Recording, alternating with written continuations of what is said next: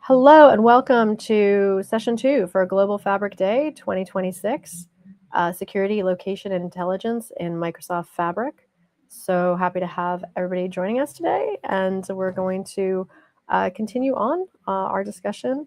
Again, we are the Microsoft Fabric Location Intelligence and Security User Group as part of Fabric Data Days. We're so happy you're here, and yes, this is a qualifying event for Fabric Data Days to get your certifications, and we're so excited to get everybody certified. So DP 600, 700, 800, those are free certification vouchers that you can qualify to get. And then there's also 50% discounts on PL 300, and there's another one that we had just highlighted in our last session that we'll see again soon. So yeah, we just invite you to that. Links will be being dropped in the chat. Again, hello everybody, welcome back. Excited to have you all here. And again, thank you so much to my mods, to Lee, to Usman, for keeping the chat going, for Frank, for Demir. Just appreciate all of you. So always happy to see familiar faces. And love having you all here. And a big part of this is I'm here to have us all share information and to think about things maybe in ways we haven't thought about them before, and apply some new skills and ways in which we can think about our work and our workflow and the things we can add to our data science. And I'm always obviously excited about the location aspects of things and the security aspect of the things and the AI aspect of it all. But I really also want to just encourage everybody on community building. I mean, that's what we get as Microsoft student ambassadors, is we get to be part of this vibrant community where we're all supporting and helping each other. And so part of what we're building here is community. So you may have noticed I usually don't gate things, but I decided for this event, I was like, I'm going to gate the chat. So I do ask you to subscribe. And part of that is just community building so that you're all part of this together. We can learn from each other. We can all be in this together. So again, super excited to have you here. And, just our stage right now, we are representing, I'm in the Americas. I'm currently in California. We've got South Africa, we've got Pakistan. So we ourselves are representing a global space and know that our audience is global as well. And we love that you're joining us from all over the world. So we're going to get started on this session. And then we have more to hear from Kim Manis and their team. We were just playing that video at the end of the last session. And so we'll bring that back and we'll kind of see that in pieces throughout our sessions. So we get the whole thing. So now we're coming into, I have a whole master's degree on the where of location intelligence, which is often a most overlooked business signal. You will see that I do a lot of events on location intelligence, geoanalytics, all things GIS, and we'll just kind of continue that conversation here. But if you have any questions about anything to do with this, I love sharing it, teaching it, talking about it, mentoring, building projects, helping other people build their projects. I love this, and I'm just very passionate about sharing it with all of you and seeing you add this to your workflow, whether you do it inside Fabric, whether you do it in just a general notebook, whether you decide to actually start using geospatial tools, whether it's the free ones like QGIS or GRASS, or more the proprietary Esri tools. I'm here for it. So we can see that location intelligence is often the most overlooked business signal. And it is this way because of the way that data scientists and analysts are trained, is that it's always been separated from GIS. So the GIS people are over on one side and the analysts are on the other. And I will say, even coming through the GIS education, we learn some of the data science foundations, but not all of them are as well. And so I'm up-leveling my Excel and my Power BI, and I love Fabric, but I would say that wasn't sort of natively in my GIS education. So, and databases as well. So now I'm going in and like rooting in on SQL and Power BI and just adding Fabric to my own kind of workflows in ways that aren't part of how we are trained as GIS professionals. And again, I think I see that most people who come up through data science aren't trained in basic location concepts. So I am definitely here to bridge that gap, because it does create a blind spot when you have the where. So we obviously use in SQL, like where is like, oh, okay, sort of which table are we pulling it from? But here it's like the where is actually location data. What is the where of the zip code, the county, the city, the state, the country, coordinate system, coordinates, whatever that location signal that is in your data, we can now use that to see there's a continuous context for discovery. You can look at what proximity reveals, what clusters reveal around demand. You can look at it for what routes reveal efficiency. So now a single coordinate unlocks demographics, environmental context, and hidden business patterns. So location intelligence is not just maps. So it's not sort of a dot on a map, a dashboard with a map widget, or GIS software running in a separate portal, or static spatial reports. What it is spatial context embedded in business decisions. It's the where and the when and the what as a unified analytic signal. It's geospatial data as a first-class layer inside Fabric, and it's real-time location feeding operational intelligence. So we've got this sort of paradigm shift in analytics. So there's the role of location, analysis type, visual output, and enrichment. So we've got traditional BI. You can a label used for filtering a group. In spatial BI and Fabric, it's a continuous context for discovery and enrichment. For traditional Power BI, relational and aggregated sum joined by our group. Here you've got proximity, routing, and spatial joins at scale. In traditional BI, your visual output is flat charts and static shape maps. And here you can have layered, interactive, topological maps. And the enrichment was internal data only and manual data appends. And now you have Living Atlas, which is where Esri puts all of its gold layer data that's now available inside Fabric. And Living Atlas is amazing. And on Tuesday, we're going to do a dedicated, let's get to know Esri and Living Atlas session, because there's just so much to explore with Living Atlas. It's all of their best data published. And you've got open data layers natively now in OneLake. So location is the hidden KPI. So behind every business decision is a where that can change its meaning. So when you look at risk, where are claims concentrated? Where are anomalies clustering? So geography predicts exposure. Resilience, which facilities, routes, or supply chains overlap with hazard zones. The map reveals the answer in seconds. Logistics, you can look at delivery time, fuel costs, and SLA compliance all have a spatial root. Service quality, customer satisfaction scores are spatially autocorrelated. Local conditions explain variance that surveys miss. Fraud detection, transaction velocity at location cluster reveals fraud patterns invisible in transactional data alone. So there's just so much stuff that we can see inside data.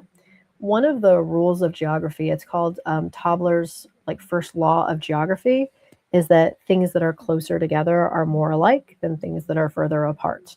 And then so when you're doing this analysis, and I think part of what I also always want to encourage people is just getting to know the terms and some of the basic thoughts behind geospatial thinking will help you embrace it and not be afraid of it.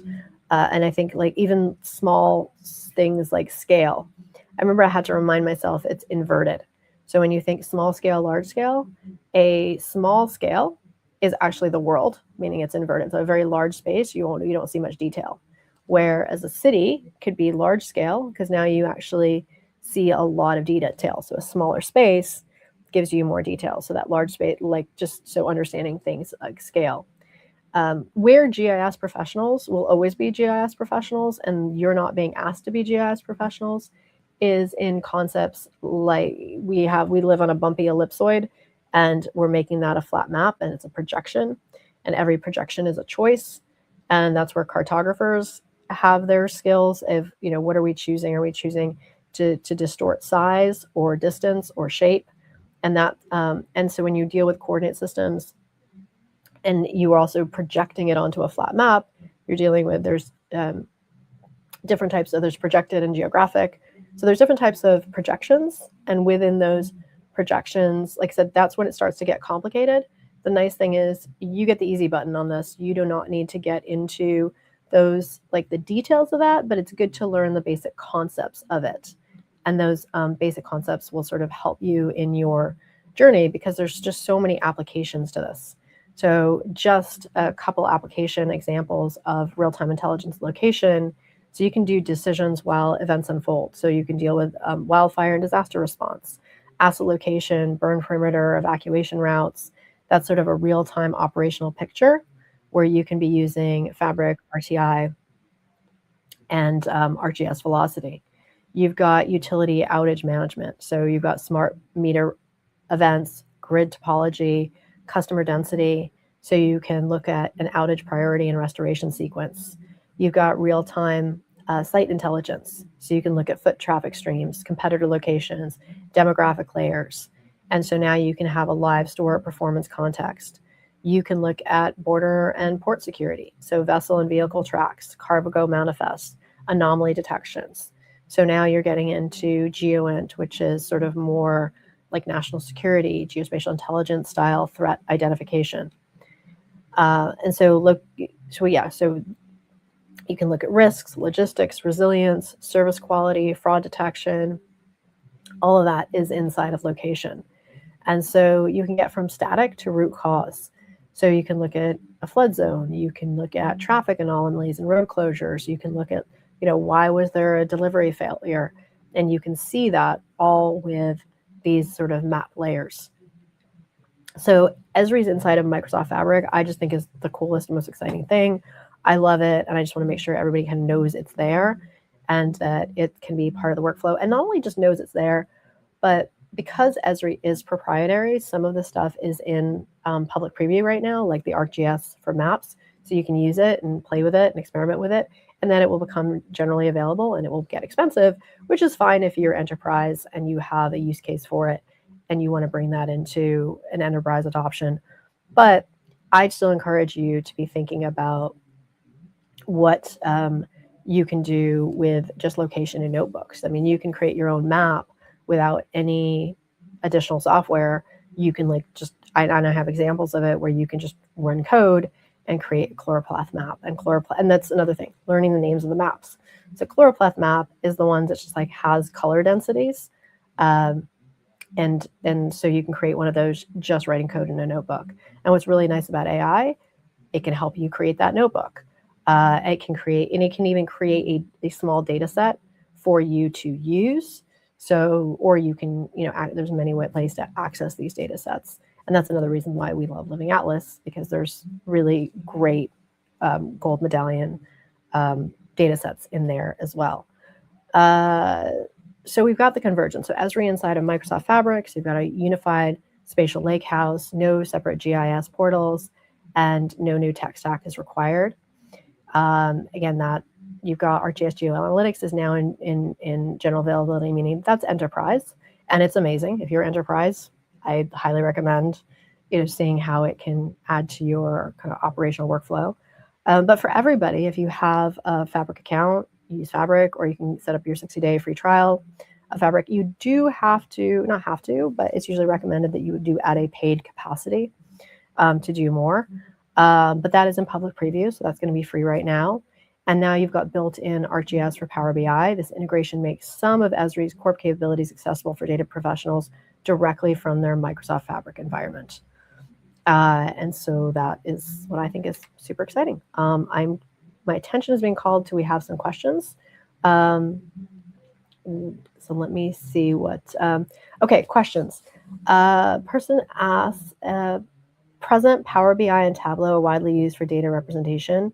So what enhances the data will it reduce the data extraction through Python or more convenient extraction and visualization? Present Power BI and Tableau. So what enhances the data then through Python?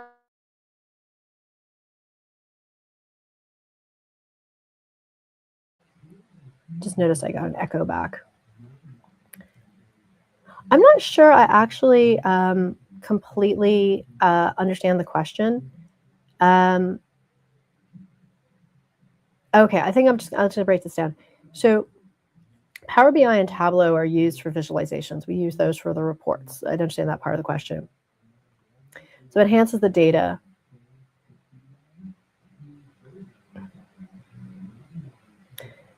I guess where I was saying, so you can actually, what I would say is, this is more to me, is before you get into the visualization stage, is you're in the analysis stage, which you're going to obviously use Power BI and Tableau in the analysis, is just start thinking about maps. And I've seen a lot of Tableau has maps, and a lot of Power BI, when you look at sort of examples of things, there are maps. So my encouragement to all of you is start thinking in maps.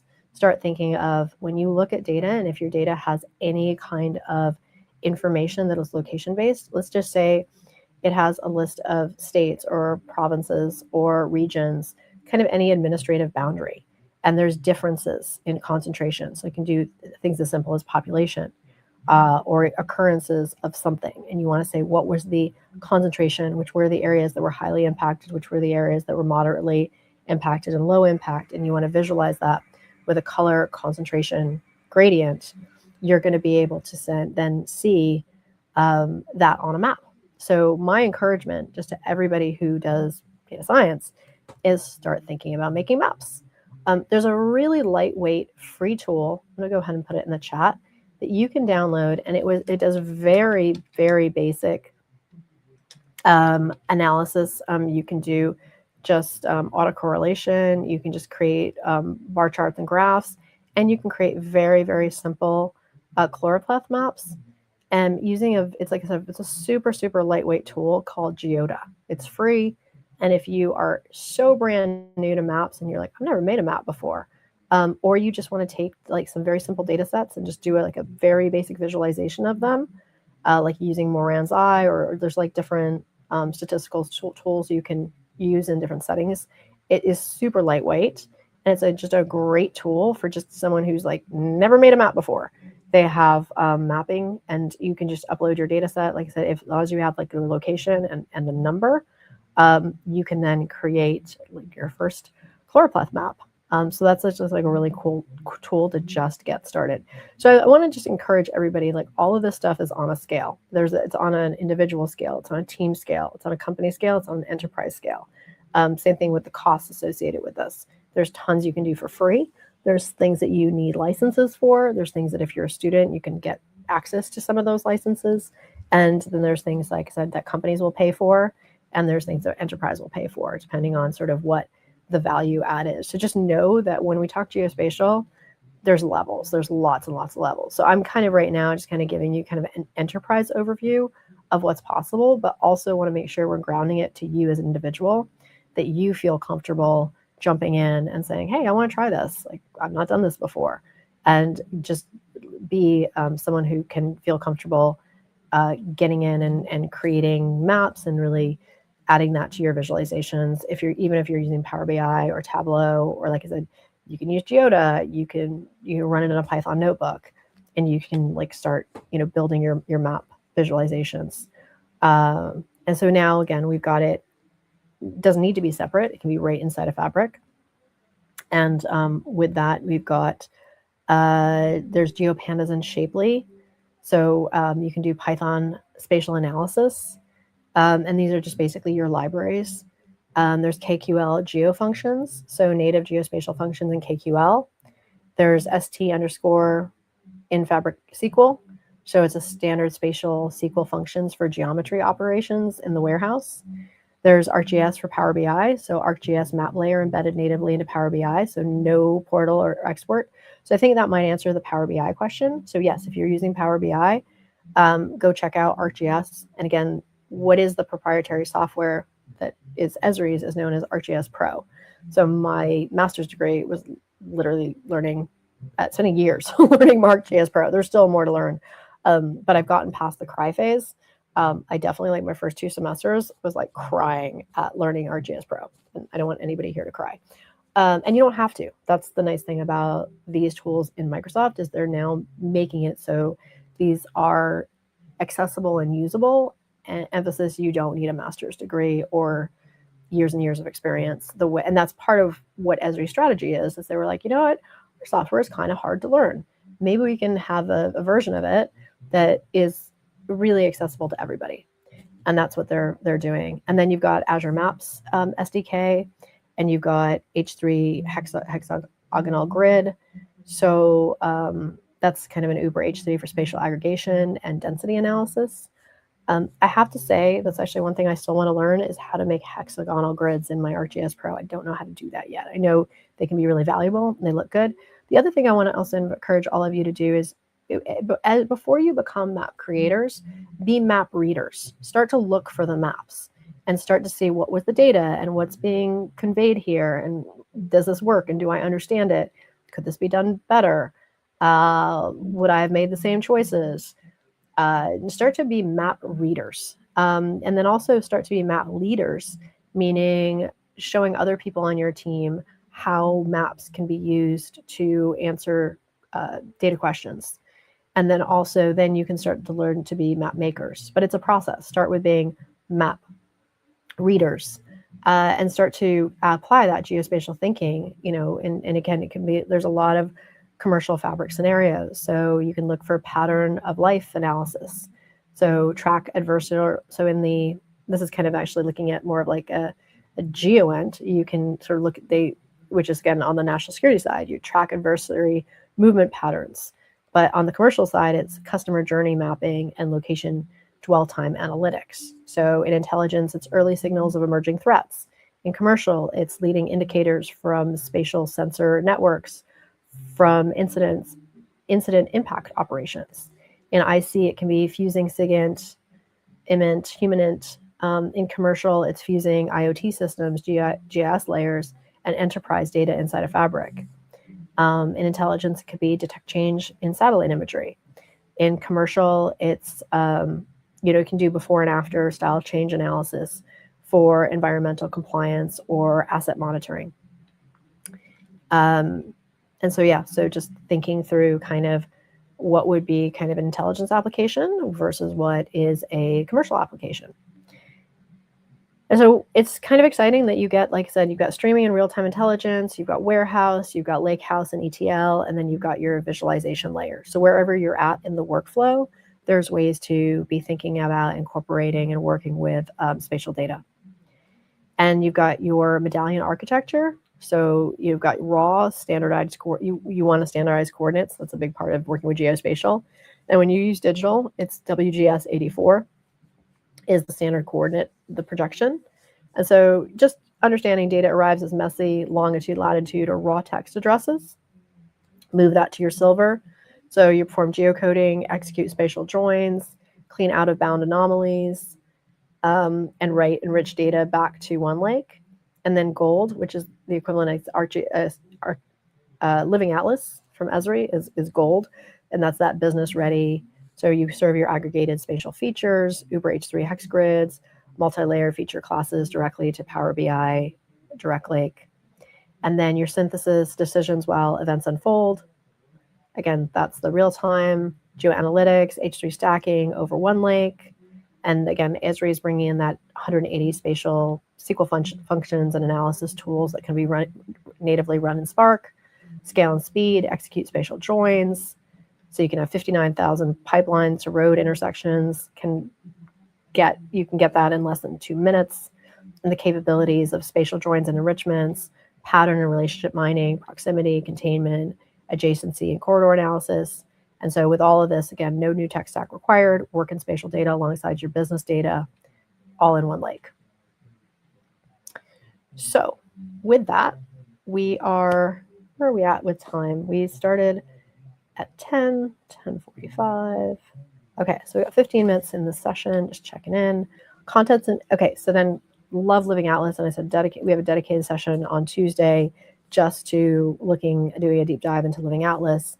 And it's your internal data tells you what, the Living Atlas tells you why and where it matters. These are just already pre-cleaned, authenticated data sets that you now have access to.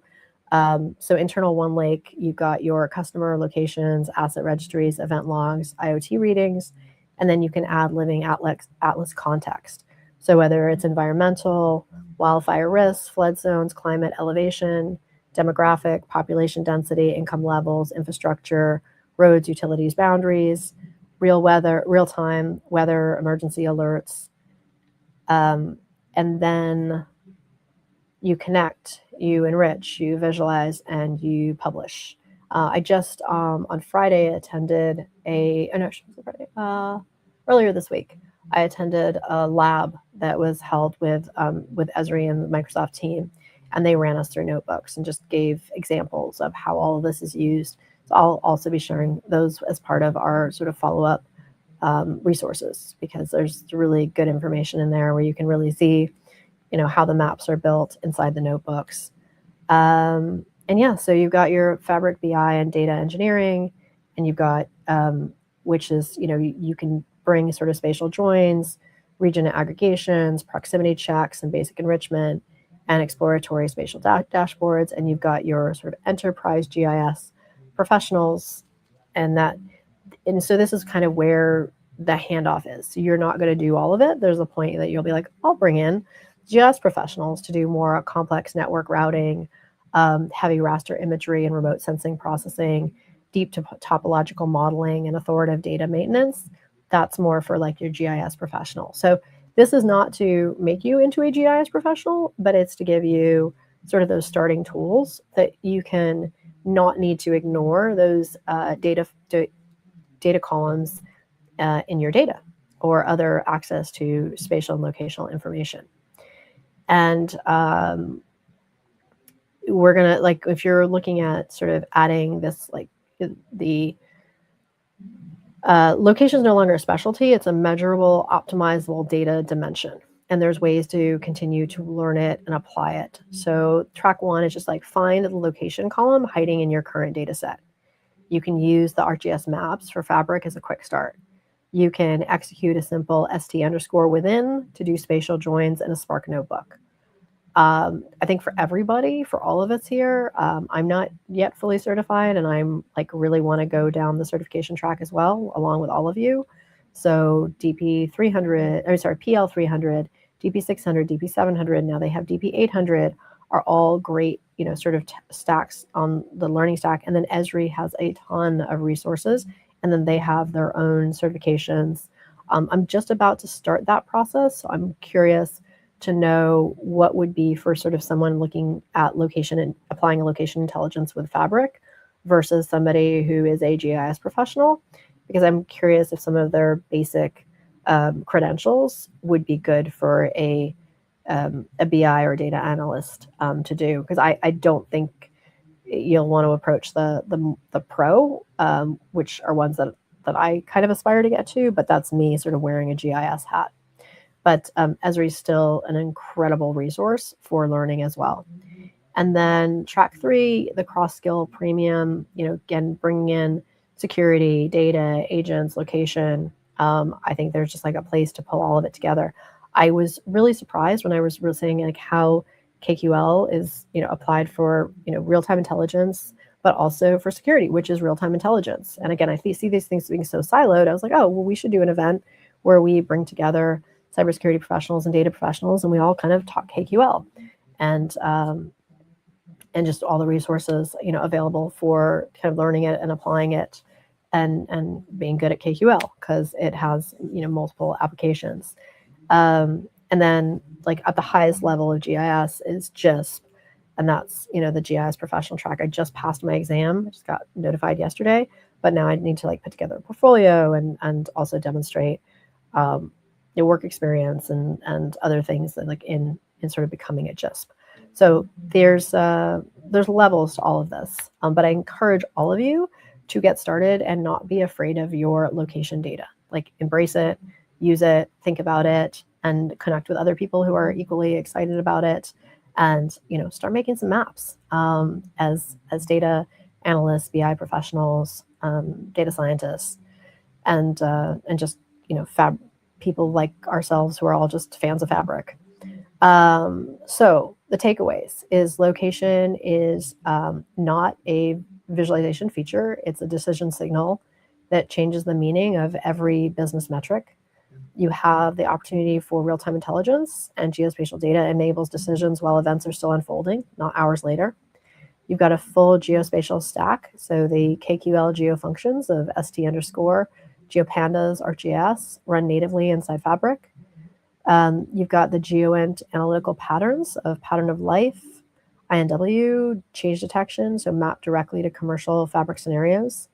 And these user group exists, though this user group, our user group, exists because this intersection of location, security, AI, and Fabric seems to be underserved elsewhere, and so we want to step forward and fill that gap. We just did our location intelligence and maps with geoanalytics and Microsoft Fabric as a 90-minute session last Tuesday, so I'll make sure you all have access to that replay and some of our post-event resources from that. And then on Tuesday, super excited for our Get to Know Esri, from Living Atlas to Spatial Analysis for Fabric users. And then these are all of our events that our user group is hosting. So we started with location intelligence, which we just did. And then we are here today for our Global Fabric Day. Then we move on to our Get to Know Esri. And then on July 7th, we're going to do data and AI. And we'll talk more about the security and governance in Microsoft Fabric. We're going to cover a lot of that stuff today. So we're like almost everything here is going to be covered across these sort of deeper dive sessions. So, and then Fabric IQ, we'll do a deeper dive into that. And then Win in the Seams is stitching together data and security with Microsoft Fabric. And so that's where we're getting more into the KQL and data logs. And then we'll have a dedicated session on KQL for data and security professionals. So Win in the Seams and today are these kind of half-day long events with, in theory, I usually like to have multiple speakers. You get me a lot today. Hedier is going to join us for session 5. But I will have other guest speakers coming and leading the sessions across these other days. And so, yeah, the 25th is, and actually I've moved the July 28th date to August 4th because actually I will be speaking on the Microsoft Reactor Day stage on the 28th. They just added me to the schedule and I was like, okay, we can change that around. So I'm checking in with all of you. How are you all doing? And any questions that we should be answering before we jump into our next session. And just hopefully everybody's having fun, learning some stuff. I'd love to hear like what your takeaways are, what you're learning, and just like, yeah, hopefully you're having fun. Let me just kind of check the chat. All right. I see lots of stuff happen in the chat. Okay, cool. All right, so good. All right, hopefully you're all, like I said, having a lot of fun. Love having you here. We've got a few more sessions to go. We're going to kick off our next session. We're going to go back to Kim Manis in that video and seeing kind of what, again, they're sharing with us from headquarters and just coming off of Microsoft Build on June 2nd and 3rd. And then, like I said, we're here for all of Fabric Data Days and just so excited to have all of you here with us for that. And that is a lot of fun.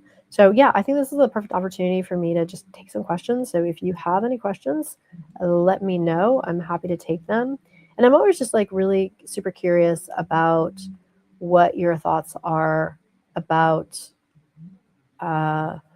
just location data. Are you using it? Have you thought about it?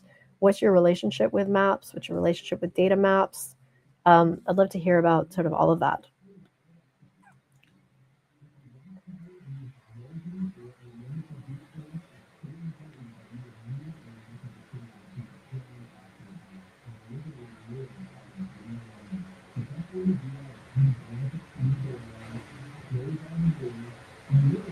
Okay, so we have a question about free vouchers.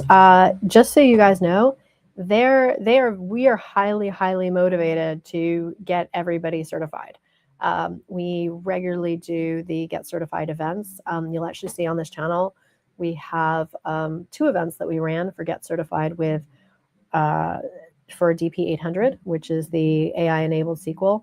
that is a great certification to have, not just to show that you have SQL knowledge, but also to show that you really know how to use the AI tools. On the security side, their equivalent is SC 500, which is now in beta and will be coming into general availability probably later this summer. So DP 800 and DP 500 are really important for being able to demonstrate your ability to work with AI tools and AI governance and just AI deployment. So the answer is yes. They just really want you to attend these events, be part of the community, get to know each other, get to know us, and that's why we're all here for, as part of this. But yes, in terms of getting your vouchers, it's not it's not a game, and like they're not trying to make it difficult. As long as you're authentically you. I'll tell you what some of the barriers to entry are, because they've given me some vouchers that I have given to participants. The biggest thing is that what they don't want people doing is selling a voucher. So they just want it, like, it's your name, it's you. So you're giving a real an email that doesn't look like a spam email, an email that is kind of attached to your name, an email that's you. So that's why, like, another thing. So they just don't want people selling them. And then the other thing is when you go to register them, it's not gated. So they're asking you kind of on the honor system to say, yes, I will take DP 600, 700, 800, which are the ones that they're giving you the vouchers for. So that's another reason they want you to be here. And part of these events is to get you excited to take the DP 600, 700, 800, so you're not wandering off and taking other exams that are not part of the initiative. And because these exams are not particularly being given by Microsoft, they're specifically from the Microsoft Fabric community, and it's part of the Microsoft Fabric budget. So that's why they're asking you, like, hey, please attend these events to qualify. Why? So you can get excited about these particular certifications. That's why. And then two, be yourself. So don't, when you answer a couple of questions, don't use AI necessarily to write your answer. I mean, it can help you if you just need to make it cleaner, but if it looks really fake, then they just think it's spam. And so they do like filter for spam. That's it. Other than that, they want you to have your voucher. So with that, I will leave you, we'll leave it here, and we'll see you all in the next session. And again, thank you so much for being part of this today. And we'll kick off session 3. So looking forward to seeing you all there. Thanks, everyone.